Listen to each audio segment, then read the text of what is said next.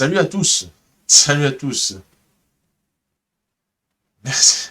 Je vois que ça commence déjà à raconter des bêtises sur le chat, c'est très bien. Merci d'être là.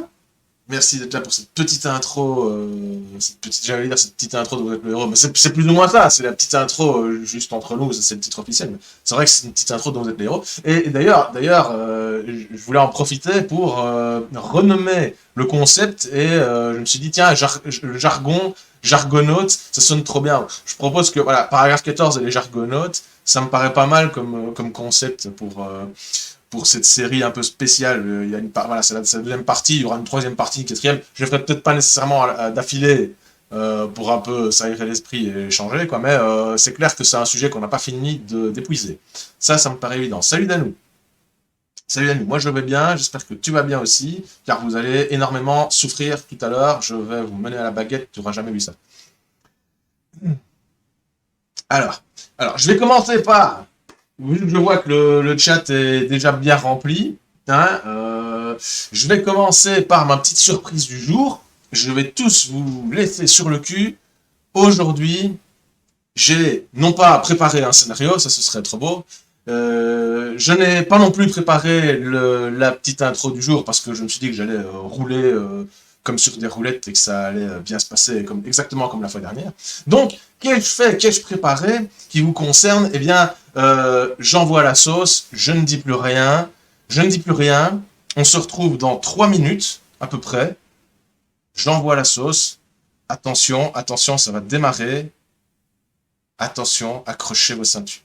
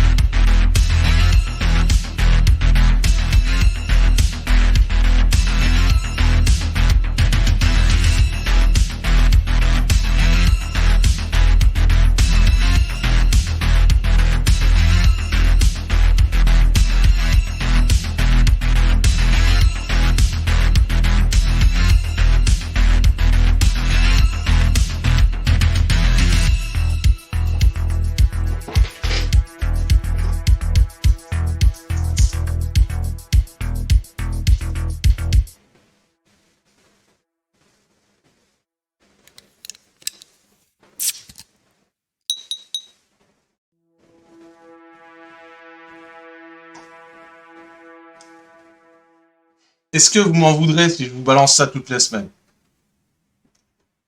J'ai passé un certain nombre d'heures dessus, mais j'ai été beaucoup plus vite que ce que je pensais. Je me suis dit, pour un truc rapidement torché, c'est pas trop mal. Donc voilà, c'était mon générique. C'est bien d'avoir un générique projet. Merci. Merci pour cette remarque. C'est ce que je me dis depuis un an à peu près. Et là, je me suis dit, bon, bah ok, bah, c'est bon. C'est aujourd'hui ou jamais. Voilà. Et voilà. Du coup, je l'ai fait. Et maintenant, voilà, j'ai un générique. J'avais déjà l'idée avec le café et tout. J'avais cette idée. Et là, je l'ai mise en pratique. Et puis, bon, j'ai rajouté des bricoles. Et puis voilà, j'ai fait ça à l'impro. Comme d'habitude. Et je pense que le rendu est pas trop à chier. Voilà. Bon, alors, puisqu'on est presque tous ensemble, on va peut-être commencer cette soirée. On va peut-être commencer à raccrocher wagon. Donc, la fois dernière, on avait vu différents termes de jargon pour désigner le genre des livres-jeux. Et je vais vous relire les notes qu'on avait prises la dernière fois tous ensemble, que j'ai un peu réécrites pour que ce soit un peu plus fluide à la relecture. Alors, on était venu à la conclusion que le livre-jeu, ce terme est utilisé par les éditeurs et les commerces en ligne, comme Philibert ou Amazon par exemple. En recherchant sur ces sites, mais aussi simplement sur Google, on se rend compte que ce terme n'est pas assez précis. Il regroupe, en plus des livres dont le héros, d'autres livres associés au jeu, comme les jeux de rôle, les escape games et d'autres. Côté éditorial, Scriptarium, l'éditeur de défis fantastiques, choisit un livre-jeu du cycle des héritiers d'Organe pour sa réédition des défis et sortilèges. Tandis qu'Alconost utilise pour dénommer sa collection principale, dans laquelle on retrouve plusieurs séries et sagas, enfin séries ou sagas, c'est le terme équivalent, en guise de sous-collection. Une sous-collection sort du lot, c'est l'Iteraction, référence directe à literaction.fr, le site web. Ce terme s'impose peu à peu pour désigner le genre. Peu à peu. Par ailleurs, il s'agit de la traduction littérale de l'expression anglaise gamebook. L'emploi du terme jeu évoque aussi les règles. Le livre-jeu serait donc un livre incluant des règles. J'avais posé la question, est-ce que les Chutes du Royaume d'Aventure, alors ce ne sont pas des livres-jeux, ce serait plutôt quoi? Peut-être des fictions interactives. Et là, on débouchait sur d'autres considérations. Livre dont vous êtes le héros, formule longue et largement utilisée. Donc vous m'avez dit que mon son était pas terrible. Est-ce que mon son s'est amélioré? C'est vrai que j'ai oublié de vous reposer parce que j'ai redébranché, j'ai changé la prise USB de place. Parce que parfois, je sais bien que j'en ai une qui est pas terrible et je l'avais peut-être branché dessus. Est-ce que mon son est meilleur que tout à l'heure? Désolé de m'arrêter en plein milieu de mon explication, mais si mon son est pourri, ça vaut pas la peine. Est-ce que c'est correct au niveau du son? C'est mieux, voilà, bah, ça devait être la prise USB.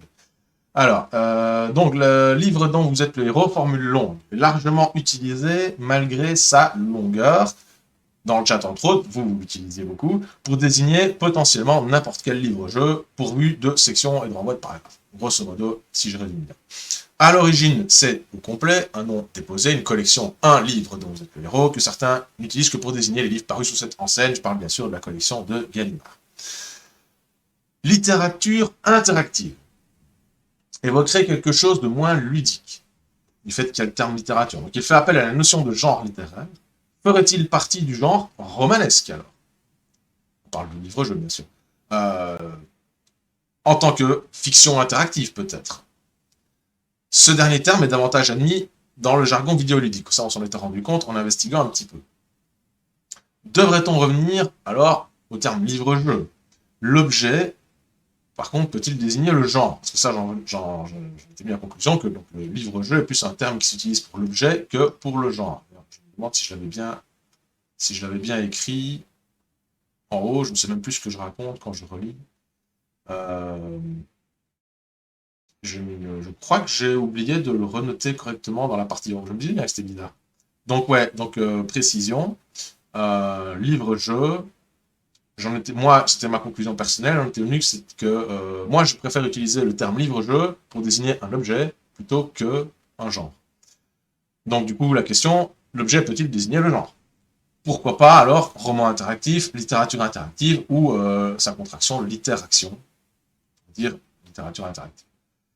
Cela dit, le terme interaction interactive alors est-il pertinent? si l'interaction concerne des phénomènes, comme on l'avait vu dans cette définition, on interagit avec par rapport à un événement ou par rapport à une action ou à quelque chose, et pas par rapport à un objet inerte, on va dire, le livre-jeu ne me semble pas en être. C'est à mon sens plutôt un objet physique.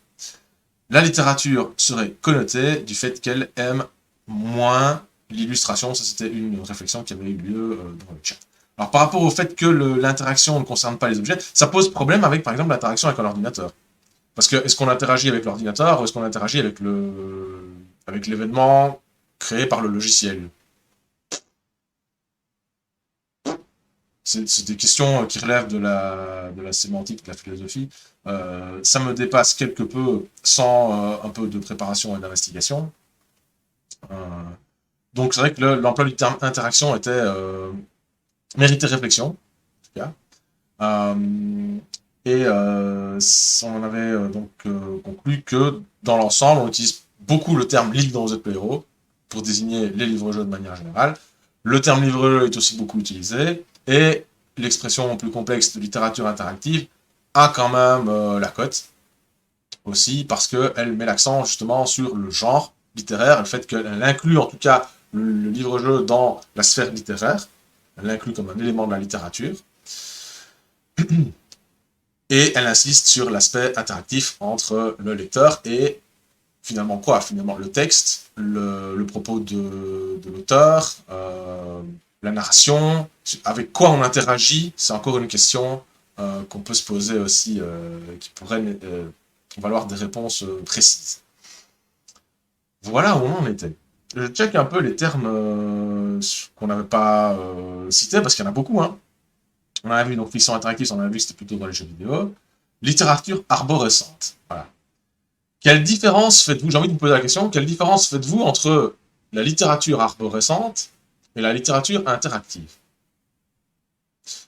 Parce que si on a un terme comme littérature interactive qui existe, le terme de littérature arborescente, est-ce qu'il est un synonyme? Est-ce qu'il est subordonné? Est-ce qu'il est inclus dans la littérature interactive? Ou l'inverse? Est-ce que c'est la littérature interactive qui est dans l'arborescente? Ou est-ce que ce sont des synonymes? Quelles sont les particularités de ces expressions?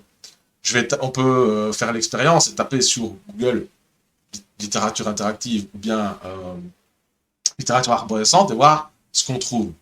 Ça, c'est une possibilité. Pendant ce temps-là, vous pouvez réfléchir et tenter de répondre à la question. Je vais vous faire apparaître ça sur l'écran.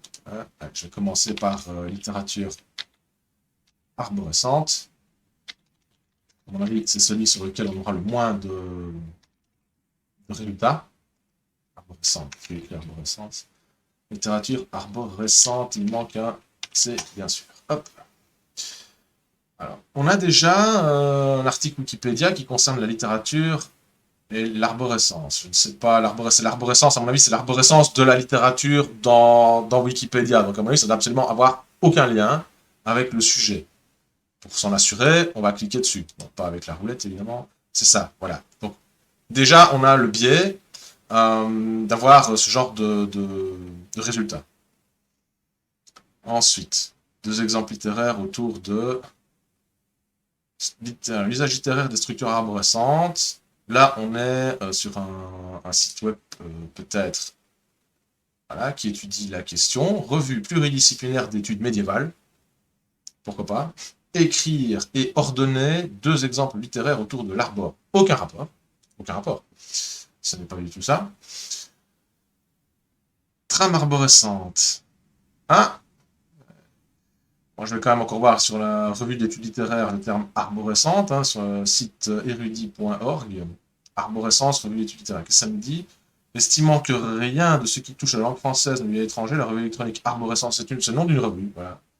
Donc, c'est l'arborescence dans le sens de la réflexion. Donc, on voit qu'on est déjà sur plein de parasites. Alors, je vais taper l'expression entre guillemets pour m'assurer qu'il cherche bien l'expression telle qu'elle dans cet ordre-là et pas des expressions associées ou les mots séparément. Et là, tout de suite, on me met le prix Astrovo. c'est déjà plus pertinent. Donc, il faut déjà avoir la présence d'esprit de cibler la recherche avant de trouver quelque chose. Prix Astromo. Si on clique dessus, voilà. Qu'est-ce qu'on dit? Ah, ça, c'est l'article Wikipédia sur le prix Astromo, qui apparemment ne cite pas assez ou pas ses sources. Un prix littéraire créé en 2004, couronnant les ouvrages de littérature arborescente. Donc, c'est qu'il y a un lien littérature arborescente qui mène, lui, à livre-jeu. Donc, ça veut dire que Wikipédia, ils ont pris le parti de se dire que si on écrit littérature arborescente, le lien pertinent, l'article pertinent, c'est livre-jeu. Alors, est-ce que dans livre-jeu, on va déjà ici, sont un genre de roman. Donc, sur Wikipédia, les personnes qui ont coécrit l'article sont parties du consensus que ce qui est du ressort du livre dont vous êtes le héros, c'est dans le genre romanesque. Donc, on est dans cette catégorie littérature, genre roman, sous-genre, éventuellement livre dont vous êtes le héros, ou quoi, quelle que soit l'expression qu'on utilise, ayant pour caractéristique d'être interactif. Donc, voilà, c'est ici, en tout cas sur Wikipédia, la définition est posée sous cet angle-là.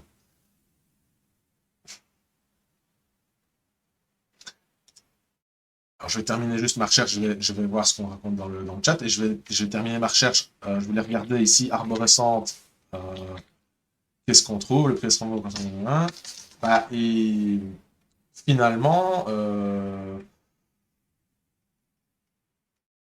on n'emploie pas l'expression autrement que pour parler du prix Astromo, qui récompense, alors sur l'article du prix Astromo, le raccourci que j'utilise, c'est un CTRL F. Vous ne voyez pas à l'écran, mais si vous ne connaissez pas l'astuce, CTRL F, ça permet de faire apparaître un moteur de recherche qui est spécifique à la page que vous consultez.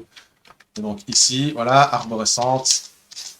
Voilà, donc littérature arborescente apparaît 2 fois, mais plus ou moins dans la même phrase, et n'appelle pas à une définition plus élaborée.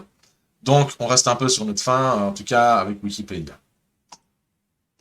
Alors, qu'est-ce que nous dit Jules? Il nous dit...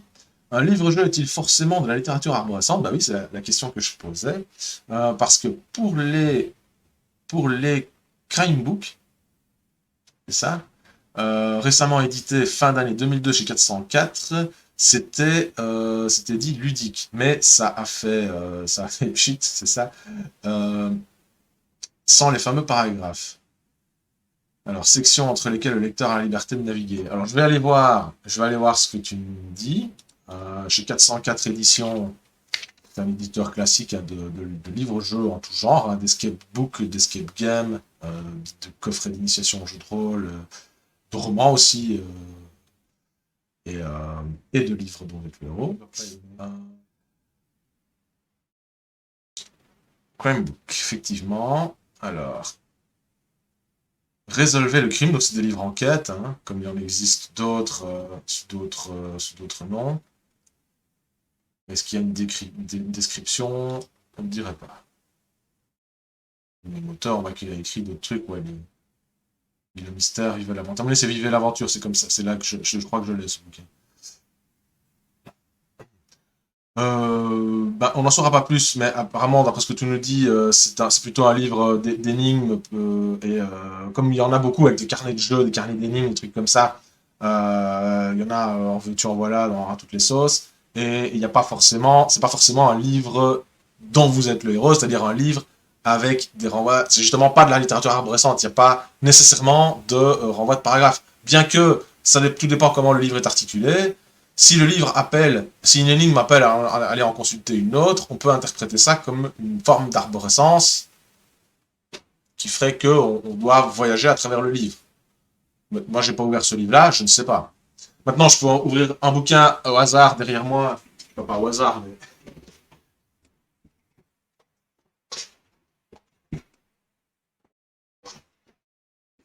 Par exemple, pour quitter la sphère du livre dont vous êtes le héros classique, moi j'ai ici Mène ton enquête chez Fleurus. Voilà. Couverture cartonnée et tout. Dès 8 ans. Équipés de réglettes magiques leur permettant de voyager dans le temps, Juliette et Romain se retrouvent propulsés au Mésozoïque. Voilà.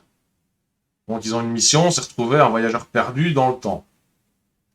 Et il se passe des choses. Alors, comment le livre est organisé? Bah, déjà, il y a de l'équipement, il y a déjà des choses à découper en carton pour pouvoir résoudre les énigmes. Justement, il y a une espèce de petite loupe là qui permet de voir autrement.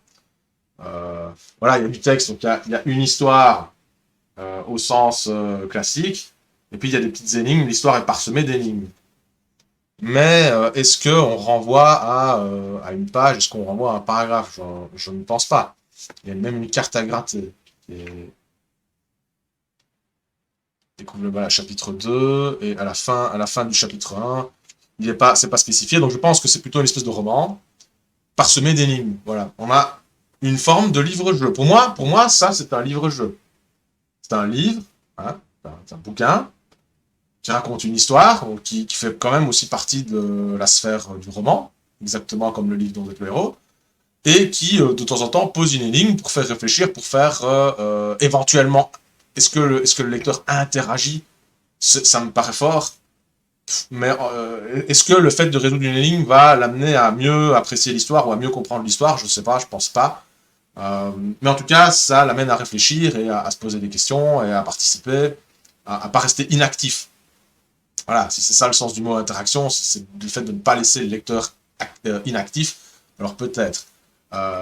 Du coup, on a dans le terme littéraction, que j'aime bien, plutôt que littérature interactive, dans le terme littéraction, qui n'est jamais que la contraction de littérature interactive, on pourrait, vu qu'il y a le mot action, ça pourrait englober ce type d'ouvrage qui ne relève pas à proprement parler de l'interaction, mais de l'action du lecteur.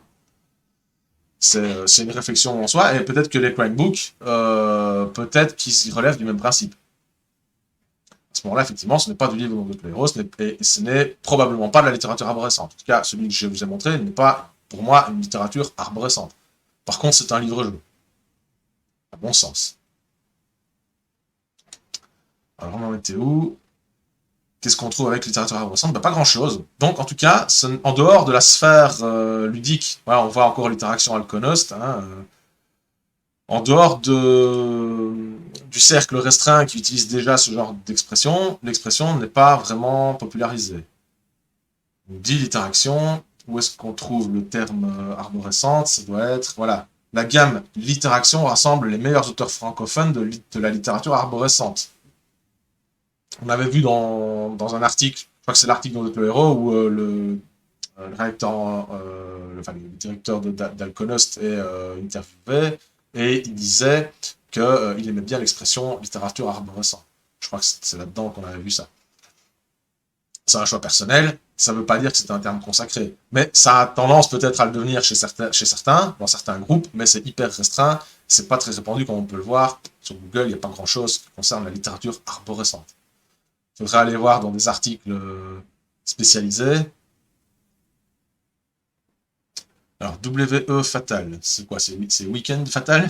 Rejoindrait le concept domaine de l'enquête, donc ce serait bien un livre-jeu, mais il faudrait donc des paragraphes pour avoir l'étiquette de livre-jeu. Bah non, pas pour moi, les paragraphes, c'est pas la marque de fabrique du livre-jeu, c'est la marque de fabrique de la littérature arborescente. Le fait d'avoir des paragraphes au sens livre dont vous êtes le héros, au sens d'avoir des sections, un livre découpé en sections avec des renvois de paragraphes. Qui dit paragraphe dit renvoi de paragraphe. À partir du moment où on a un renvoi vers un paragraphe, on a une littérature arborescente.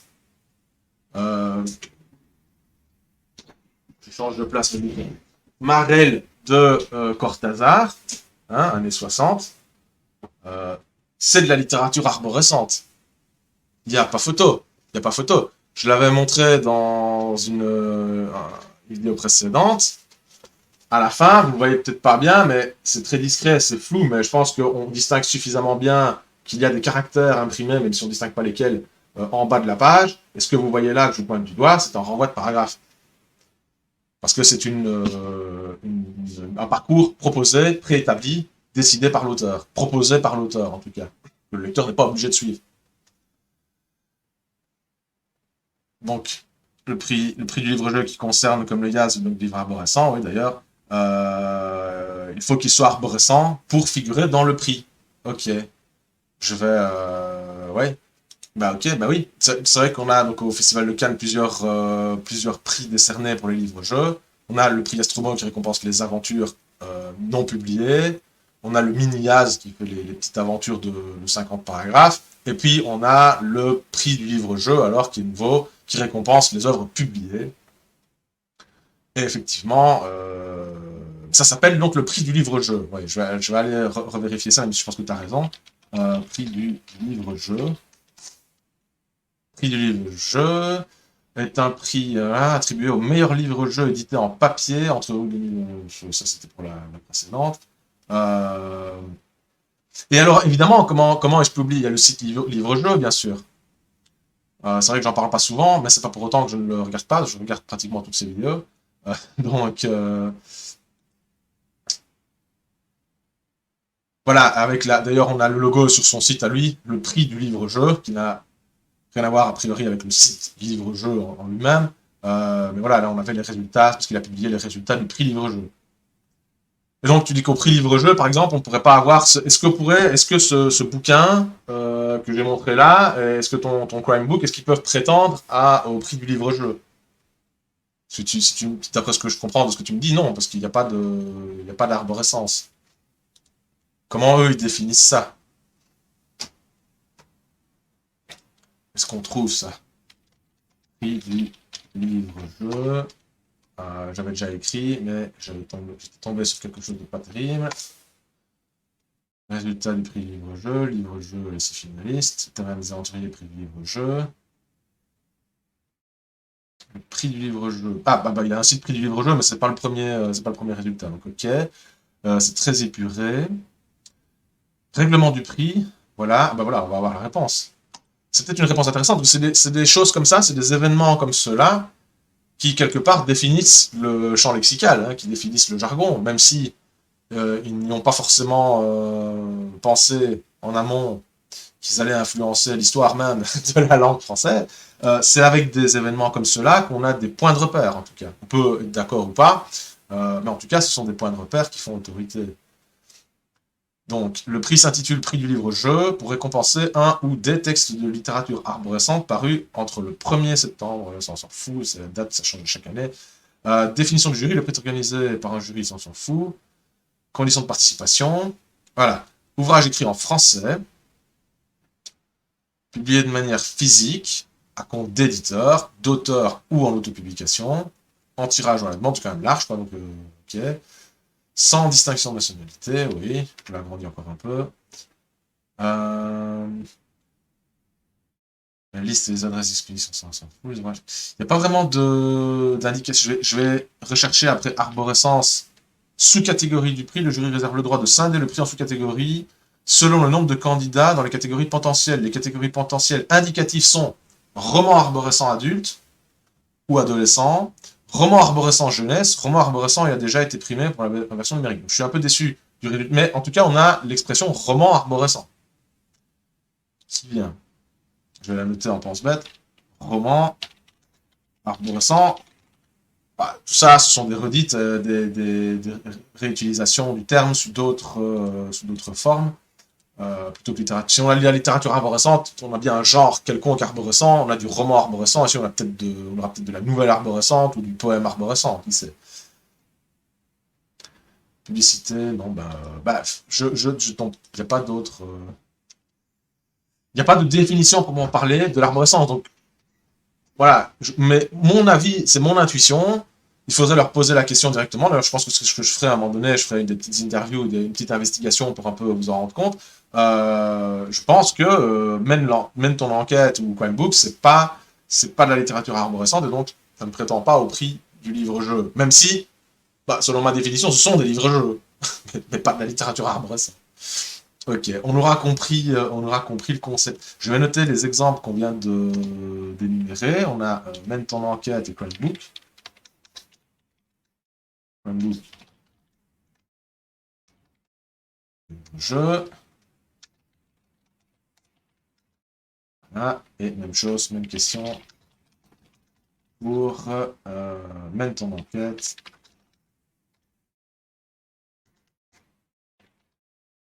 Voilà. Et là, c'est chez Fleurus. Alors, les livres-jeux non arborescents se lisent plutôt comme des romans. Bah oui, comme celui que je viens de montrer. Voilà. Donc, En tout cas, au moins, Jules et moi, on est d'accord sur la question, sur cette question-là, probablement. Alors, qu'est-ce qu'on a d'autre comme terme qui défile là tout en bas? On a la liste complète des termes qu'on avait épinglés. Là, on est dans les synergies avec les jeux vidéo, c'était pas dans le... On avait le fameux terme de porosité entre les jeux vidéo et les livres-jeux. C'était exceptionnel. Le cybertexte. Ça nous embarque dans un cadre de recherche qui est encore différent que celui du jeu vidéo, de la littérature, du cybertexte, justement. Et donc, c'est une autre paire de manches. Dénomination du genre, voilà, on y revient. Donc, récit à déroulement multiple. Il est pas mal, celui-là. Récit à déroulement multiple. Est-ce qu'on a vraiment quelque chose avec ça? En principe, on devrait tomber au moins sur l'occurrence que j'ai lu quand on l'a noté. Voilà. Ah, hypothèse.org, un compte à votre façon. Voilà, ça doit être là, à mon avis, qu'on l'avait lu. On a donc récit à déroulement multiple ou récit à choix multiple. Et on a aussi récit non linéaire, qui me semble intéressant. Je vais les noter ici en pense-bête. Récit non linéaire, récit à choix multiple, ou à déroulement multiple.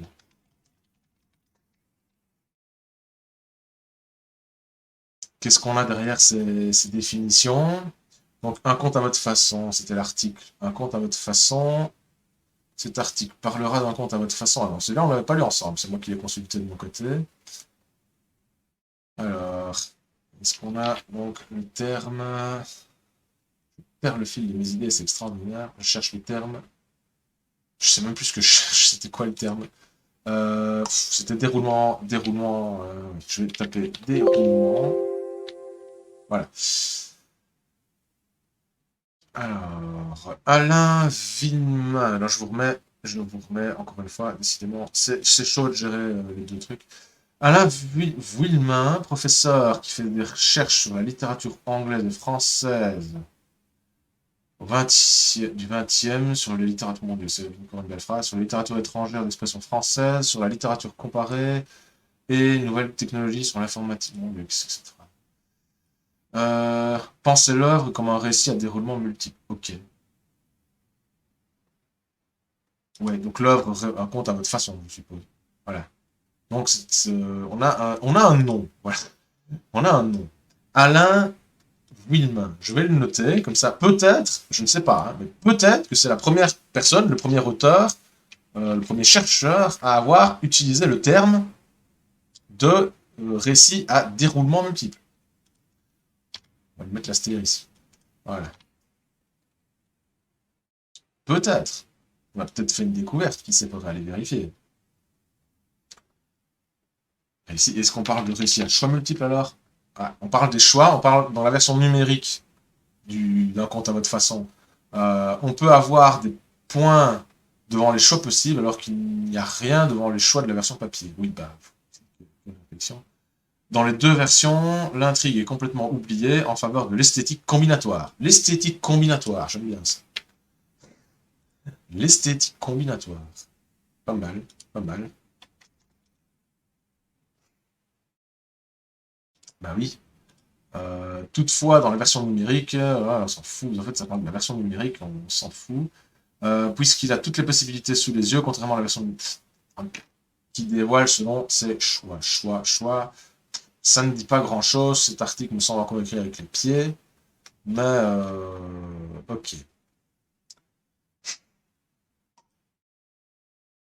On repart. On repart sur les termes qu'on a notés. Donc, récit à choix multiple, je vais faire une recherche sur base de plutôt que déroulement choix multiple. Et là, on va voir si... récit à choix multiple. Ah, Université de Genève, jeu et récit d'aventure. Et là, on parle encore de Kono, justement. On va cliquer sur celui-là. Jeu et récit d'aventure. L'étude du schéma narratif et du possible narratif dans plusieurs récits. Présentation de nombreux livres du type dont on est le héros. Voilà, là, c'est explicite. À l'ordinateur, utilisation en mode jeu du logiciel Saga, ou je ne sais pas ce que c'est. Résolution des aventures proposées par les élèves canadiens. Ok, apparemment ça a l'air d'être un travail scolaire ou académique. Étude et description dans cette aventure, voilà. Mais au moins, on est dans le choix multiple, on est dans le contexte dont vous êtes le héros, c'est clair, c'est explicite, et on utilise le terme. Voilà, ici on sait qu'on est dans l'étude du schéma narratif et du possible narratif. Voilà. Donc là, là on peut effectivement on peut remonter loin quand on est dans le domaine du possible narratif. Ça, je vais le noter. Quand on étudie ça, on peut aller loin pour englober, ça peut englober beaucoup de choses, comme par exemple tous les ouvrages de métalittérature des années 60, comme les Feux pâles de d'Amokov, ou les Cortázar et autres du Maccabi, où les auteurs ont commencé à jouer avec les notions de narrateur, d'auteur, de lecteur, et essayer un peu de sortir du canevas de la littérature classique, et d'aller un peu jouer avec toutes ces notions-là, et d'aller titiller l'esprit du lecteur, d'essayer d'avoir une forme, quelque part, de réaction, je ne veux pas dire d'interaction, mais une forme de réaction de la part du lecteur qui le mène à réfléchir sur ce qu'il est en train de lire. Est-ce que je suis, est-ce que ce que je lis, on dirait qu'on s'adresse à moi, quoi. C'est un peu ça l'idée. Est-ce que ce que je lis est une histoire, un roman, un simple récit avec une trame narrative conventionnelle, ou est-ce que ce que je suis en train, est-ce qu'on m'invite à prendre part à la narration et à faire certains choix, ne serait-ce que des choix de compréhension, dire des choix d'interprétation. Voilà, dire je comprends ça comme ça, et peut-être qu'on peut le comprendre autrement si on le lit autrement dans un autre ordre, par exemple. Salut Sam, on est dans les récits à choix multiples, déroulement multiple, on essaye de savoir s'il y a des expressions plus pratiques que d'autres, de voir quelles sont les différences entre les expressions, littérature interactive, littérature arborescente. Voilà, je pense que c'était assez clair de tomber sur une évidence que l'arborescence implique des paragraphes et des choix de paragraphes et des renvois de paragraphes. Ça peut être des renvois de pages, des renvois de sections, qu'importe le mot qu'on utilise ou la subtilité, mais il doit y avoir un récit écrit sous forme d'arbre, sous forme de feuillage d'arbre, d'où le nom arborescence, avec voilà, des renvois ici, là, et puis voilà. Euh, Même si c'est dans sa plus simple expression, comme les Choose Your Own Adventure ou les Endless Books, avec juste des choix narratifs, qui sont souvent très restreints. Ou là, du coup, dans les Choose Your Own Adventure, qui sont donc l'équivalent, en termes de popularité, j'insiste, des livres dont vous êtes les héros de chez nous, aux États-Unis, le Choose Your Own Adventure, je vous montrerai un bouquin au cas où vous seriez passé à côté, vous ne connaîtriez pas.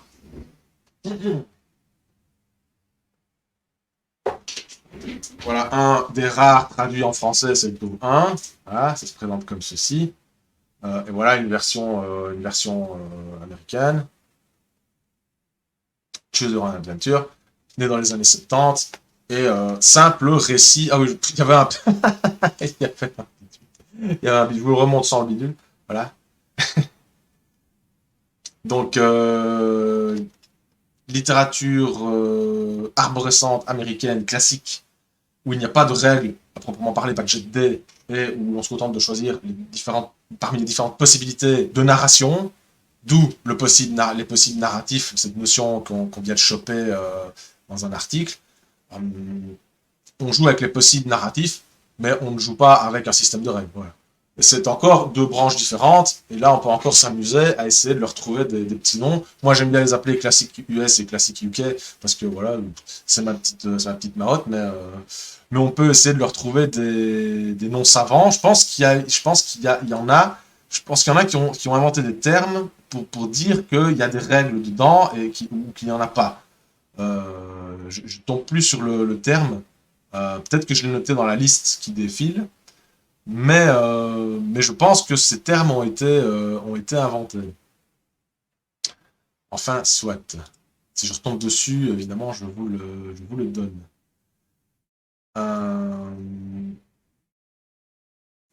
Donc, ouais, on était là-dedans. On n'a plus rien à voir dans cette page-là. On a fait un lien c'est surtout de voir, c'est pas tant le contenu en lui-même de ce qu'on regarde, mais quelles sont les associations que les gens font quand ils utilisent ces termes-là. Voilà, planète LDVLH, à mon avis, ça doit être une critique de...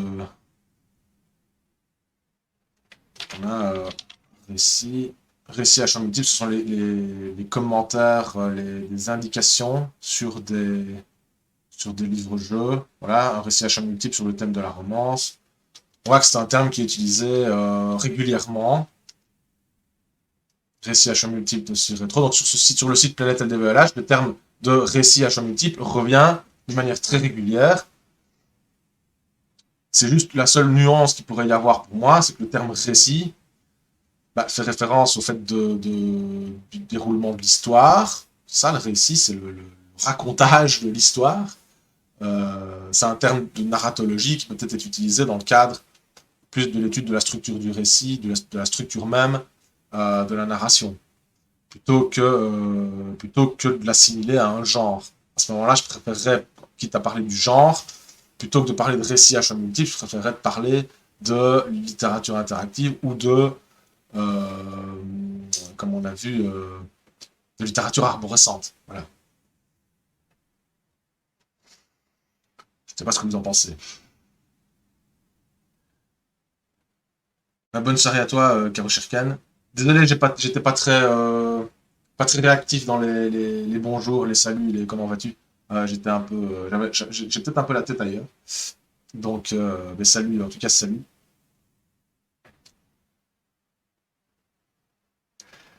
Oui, bah oui, on se rapproche de l'heure. Bon, souvent, on est dans les temps, on est dans les temps.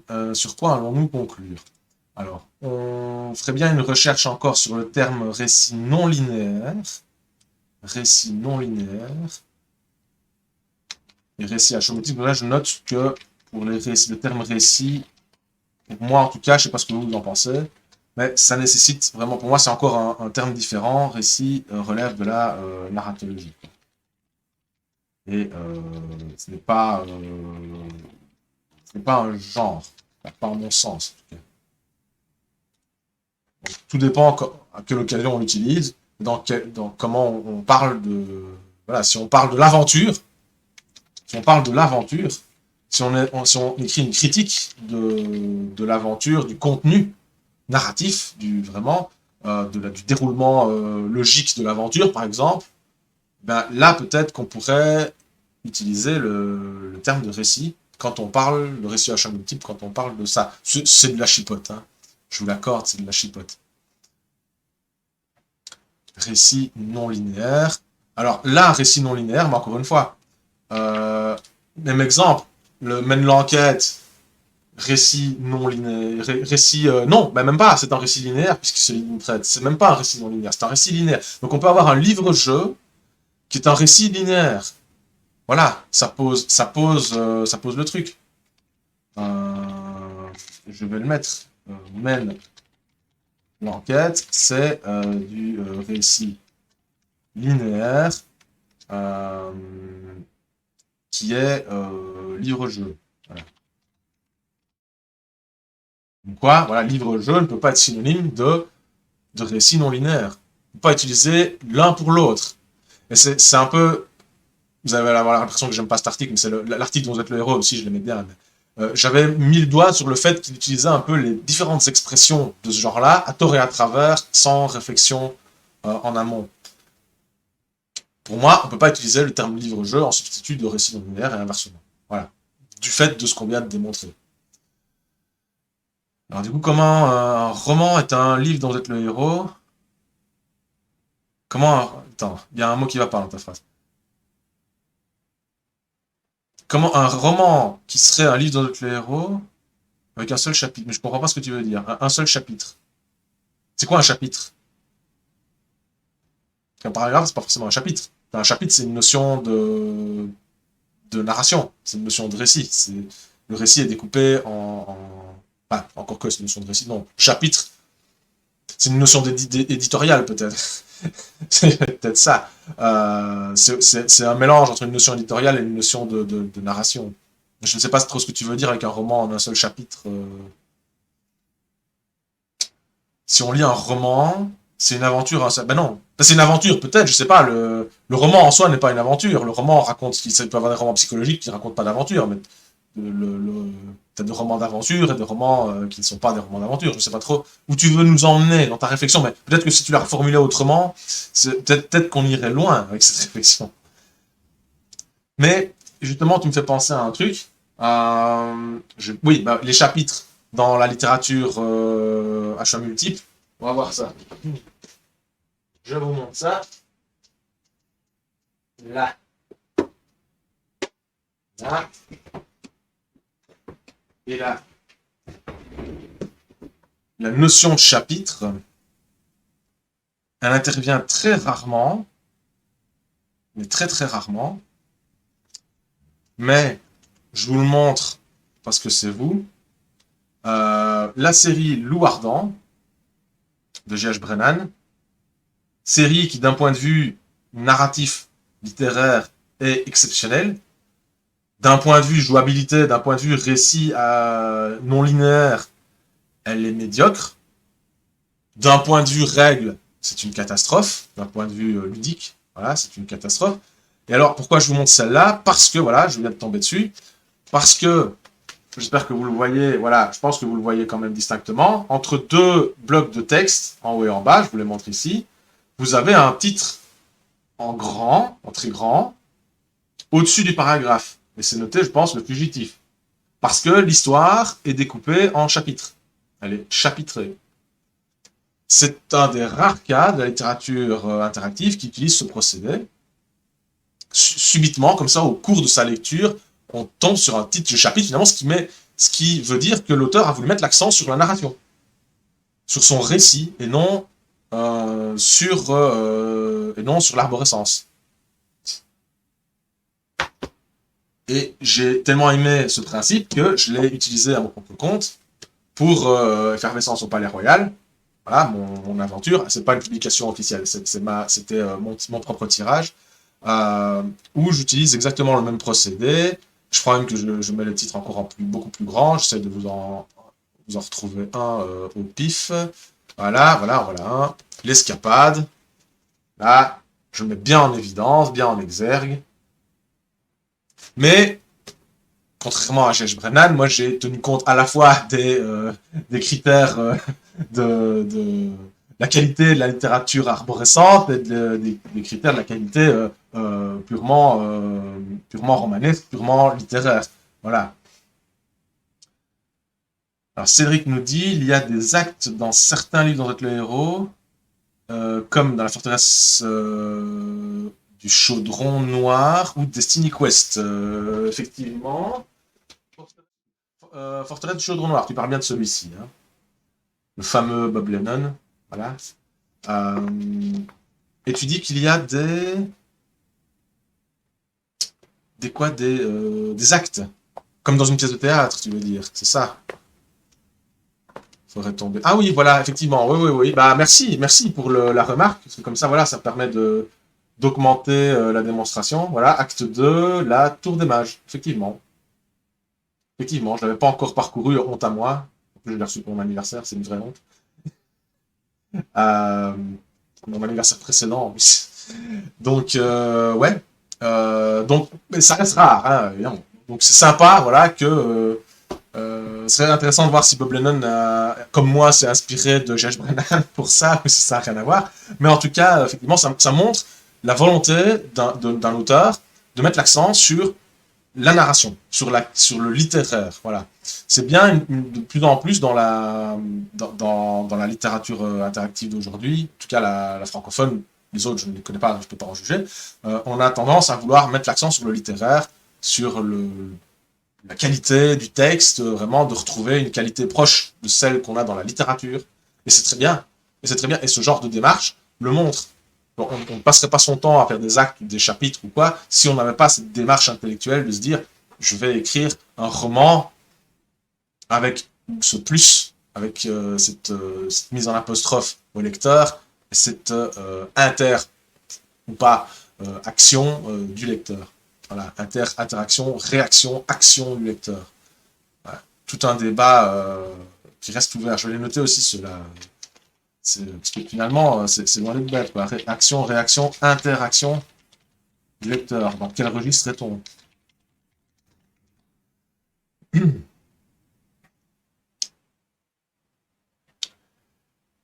Alors je pense que tout doucement, on va clôturer. Je voulais encore taper récit non linéaire pour voir... Mais ça m'a envie de pas tomber sur le terme.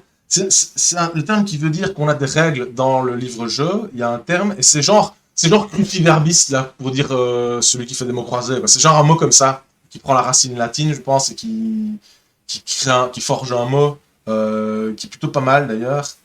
Euh, il y a aussi, par rapport au fait que c'est linéaire ou non linéaire, il y a aussi un mot comme ça, un mot forgé. Faudrait que je le retrouve.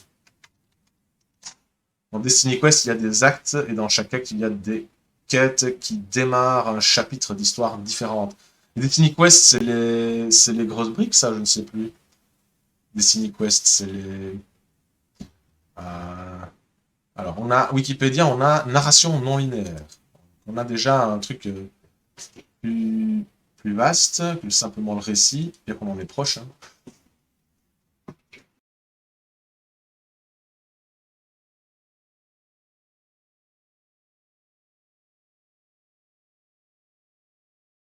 Vous êtes le héros de cette aventure, bienvenue dans Destiny Quest de Michael G. Ward. Euh, est-ce qu'on va tomber sur quelque chose? Je feuillette. C'est vrai que quand je feuillette, je pourrais vous en faire profiter avec la caméra, c'est bête, que j'ai pas pensé plus tôt. Mais, ouais. Voilà, comme ça au moins, vous n'êtes pas pénalisé du manque d'action à l'écran, pour ceux qui regardent en tout cas. C'est vrai que c'est une structure un peu encore différente. Je n'ai pas eu le loisir non plus de m'y plonger, parce que c'est tellement mastodonte comme truc que... Mais en tout cas, ici je vois qu'il y a des sous-titres. Parce que ici il est marqué quête, 2 points, ça je ne sais pas, ça doit pas être. À mon avis, ça doit pas être ça. La carte, la Légion des Ténèbres, un seul en français. Oui, la carte. Ah, il n'y a qu'un seul en français, mais il y en a plusieurs en anglais. La carte au milieu du livre. Ah oui, il y a une carte, oui, joli. Ah oui, on peut choisir les paragraphes aussi, je suppose, un peu comme dans un quasar ou quoi. Ah oui, ok.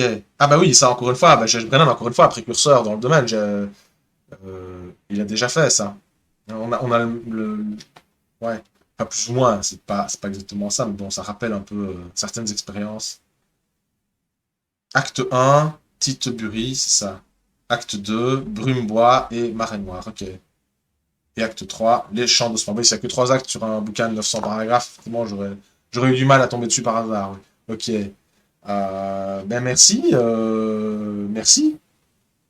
pour toutes ces précisions. Voilà, c'est comme ça. C'est comme ça que j'ai toujours voulu aborder ces questions. C'est comme ça, c'est avec vous. C'est pas tout seul dans mon coin.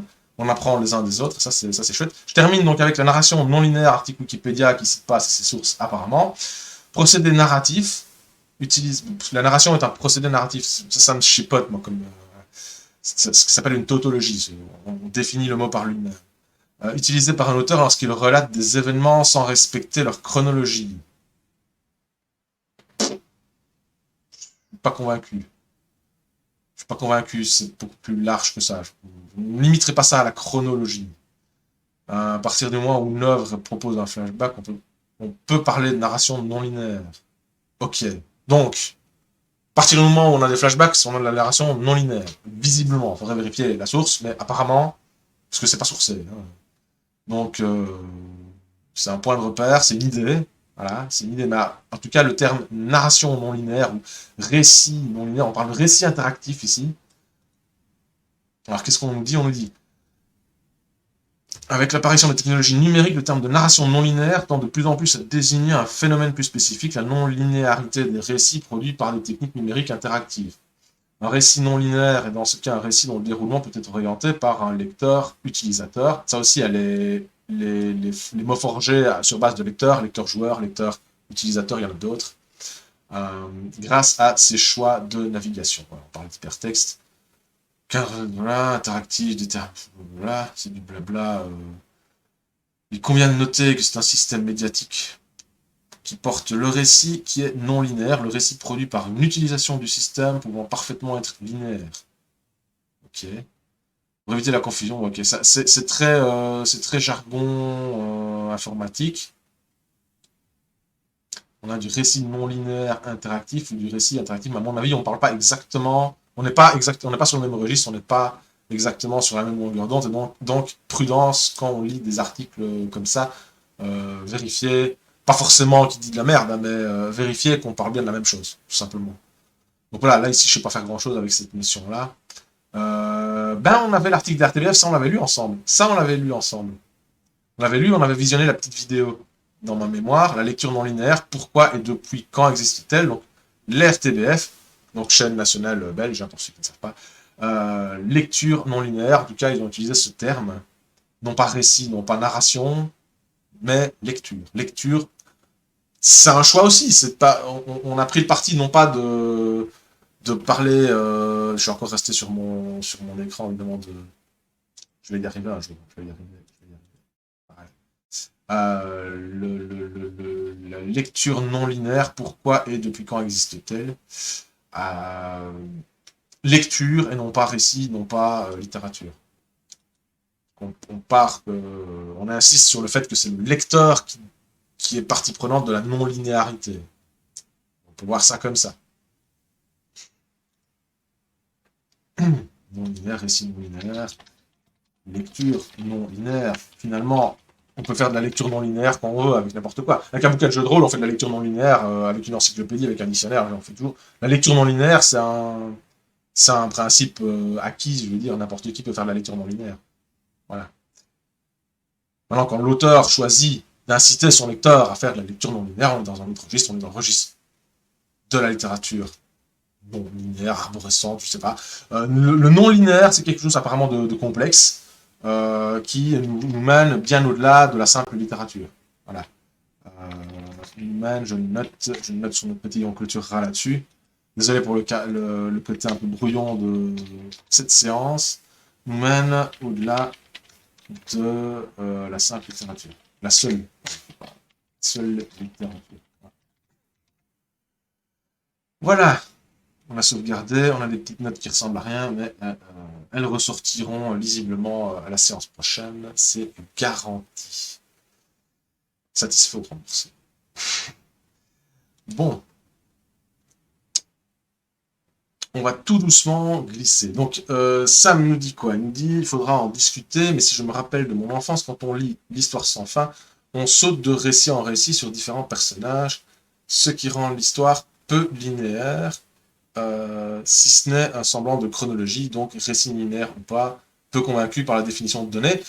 Pareil que toi, et j'ajouterais que c'est très à la mode le récit non linéaire, puisque si on s'en tient à cette définition, beaucoup de séries télé maintenant, souvent inspirées de romans d'ailleurs, optent pour ce côté déstructuré, de anti-chronologique, non chronologique de la narration, où on va exposer un fait qui s'est déroulé d'abord dans le futur, puis on va revenir dans le passé. The Witcher faisait très bien ça, on était tellement bien, on ne savait plus si on était dans le présent, dans le passé ou dans le futur à certains moments, tellement scénaristiquement parlant, c'était assez bien ficelé de ce point de vue-là.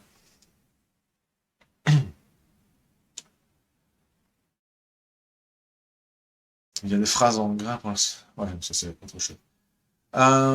Ok, ben je pense on a fait un autre petit tour aujourd'hui qui nous a mené à redéfinir le récit, la littérature arborescente, le concept d'arborescence, le distinguer du livre-jeu en lui-même. On a vu qu'un livre-jeu n'est pas nécessairement arborescent.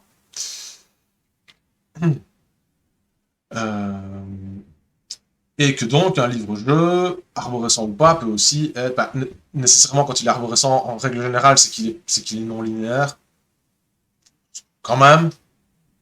Ou alors, il faudra vraiment qu'on invente le concept d'un récit arborescent linéaire, où il y a un embranchement au début, en fait. Et c'est tout. Il y a deux récits, et on choisit lequel on veut lire. En fait, c'est comme si on avait deux bouquins en un. Là. On aurait peut-être un récit arborescent linéaire. Là, ce serait peut-être le concept. Mais, euh, mais voilà, donc on a vu que c'était des choses distinctes. Réflexion sur les définitions de récit à choix multiples, déroulement multiple. Voilà, est-ce qu'on est dans le registre de la narration, de la narratologie? Parce que voilà, c'est un autre registre. Si j'étais vraiment dans le registre de la définition pure et simple du genre, à partir du moment où on rentre dans des termes qui appartiennent au jargon de la narratologie, on quitte un peu cette sphère-là de la définition. On n'est plus dans le genre. Bon, le récit non linéaire, c'est pas un genre, c'est une structure, voilà, c'est pas un genre. Donc, je pense qu'on a assez bien fait le tour avec ces 2 séances sur la notion de genre, et qu'on va pouvoir tirer des conclusions sympas à présenter à la prochaine vidéo. Je réfléchirai encore par même. J'essaierai d'avoir des petites interviews, des petites enquêtes comme ça auprès d'éditeurs ou quoi, pour avoir leur point de vue sur ces questions-là. Je pensais même faire un sondage avec voilà, différentes questions. Alors, quel terme utilisez-vous le plus? Voilà. La porte est ouverte à toutes les possibilités. Je pense que je vais sortir un sondage à un moment donné sur la question pour pouvoir avoir plus d'informations, plus de points de vue, et voilà, pouvoir rebrasser tout ça à nouveau et pour présenter ici même les conclusions de cette petite recherche. Je pense que ça va être sympa. Voilà. Merci à tous donc, pour cette petite intro. Ne quittez pas, on va bientôt bifurquer. On va bientôt bifurquer, nous faisons du stream non linéaire. On bifurque vers, vers l'aventure.